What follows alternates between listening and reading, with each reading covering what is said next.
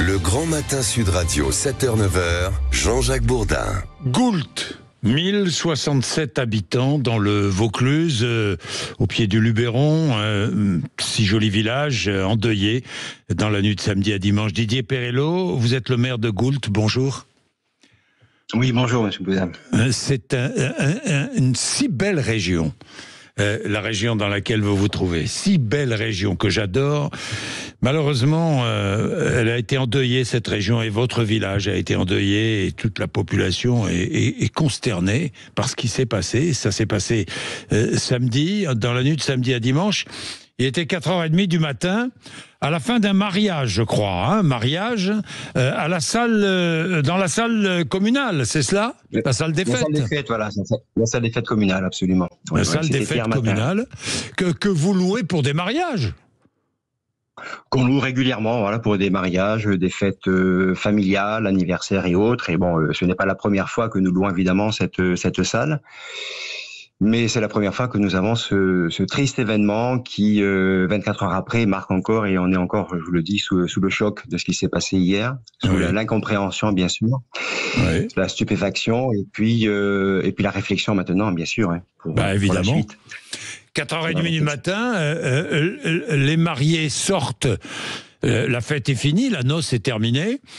Oui, la fête est finie, les rangements ont commencé à se faire, et puis est arrivé, apparemment ce véhicule avec cette envie de tuer, d'abattre quelqu'un. Alors pour des règlements de compte, sans doute, on ne sait pas encore. L'enquête se poursuit. La gendarmerie est intervenue très tôt hier matin et toute la journée.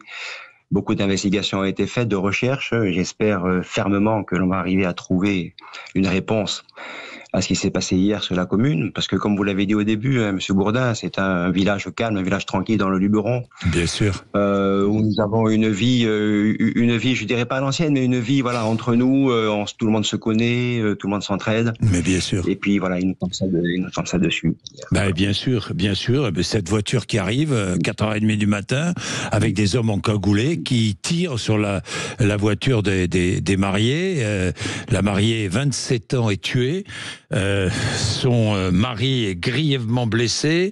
L'un des assaillants a été tué également parce qu'il y a eu réplique, je crois. Écoutez, c'est ce que j'ai appris également hier, parce que les faits sont là. Il est décédé. La procureure l'a reconnu. Il y a eu un échange de tirs, un échange de balles. Ce qui interpelle encore plus, monsieur Bourdin. Oui.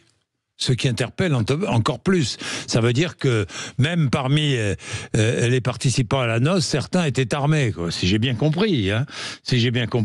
Alors, le drame, c'est que la mariée a été tuée. Le drame, c'est qu'il y a un ado de 13 ans, je crois, qui a été grièvement blessé, c'est cela ? C'est cela, oui, blessé, oui, mais transporté en urgence donc par hélicoptère à l'hôpital le plus proche. Et bon, j'espère qu'on pourra le sauver, ce petit gamin-là, qui n'est pour rien dans cette affaire. Qui n'est pour rien dans cette affaire.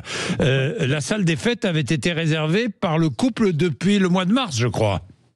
Depuis le mois de mars, oui, absolument. Depuis le mois de mars, tout était en règle.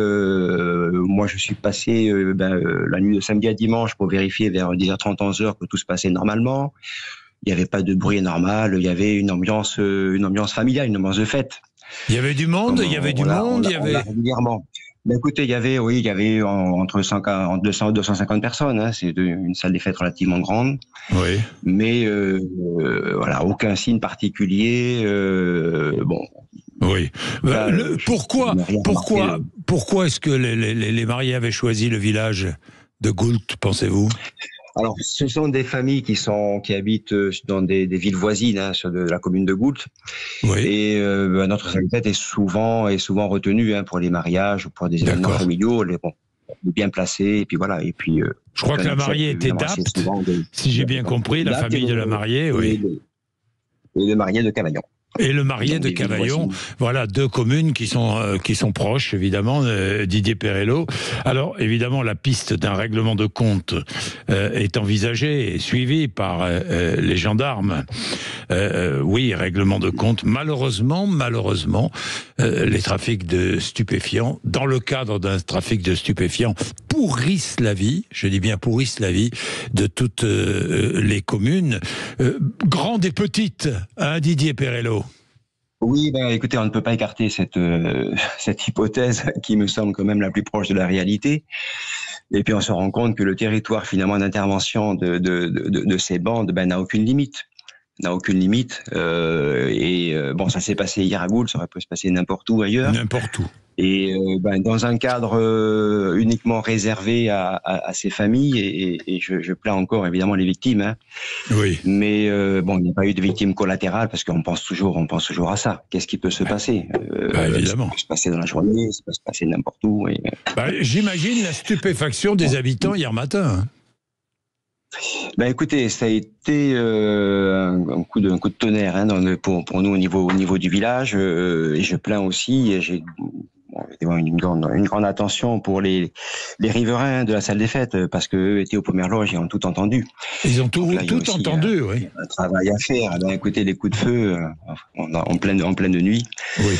Donc voilà, on a un travail à faire aussi avec ces personnes pour les accompagner dans la reprise de leur confiance à la fois en eux-mêmes et puis aussi au niveau du village, bien sûr. Bien sûr. Mais les forces de l'ordre sont là et je pense qu'on va arriver à trouver des réponses à ces solutions, à ces problèmes. Bien, merci beaucoup Didier Perello d'avoir été avec nous ce matin sur l'antenne de Sud Radio. Merci à vous. Hein.